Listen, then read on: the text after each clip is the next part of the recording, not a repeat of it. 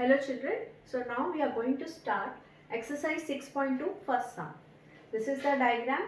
It says find x and y and show that AB is parallel to CD.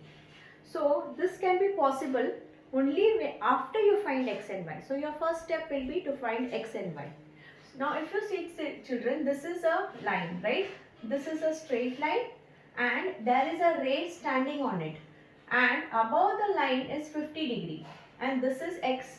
So I have taken this part and shown you here, and we have already learned if there is a straight line and there is a ray on that straight line, then they always form 180 degree. It is a linear pair. So we can say 50 plus x is equal to 180, and so x is equal to 180 plus 50 comes here minus 50, so it is 130 degree. So we have got x as 130 degree, right?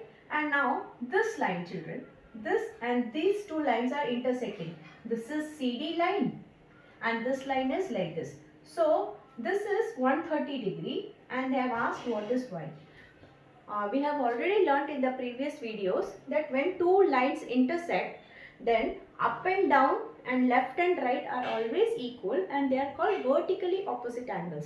So this is up and this is down. This is left and this is right.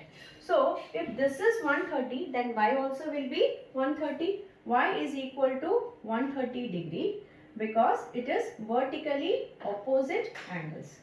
Now if you see, x is also 130 degree and this is also 130 degree. So if you see this line AB, below the line AB on the left hand side it is 130, and below the line CD left side down it is 130. So they are forming corresponding angles and corresponding angles are equal.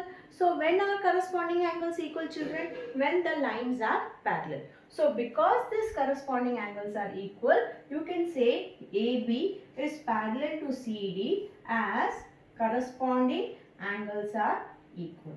And with this your sum is done.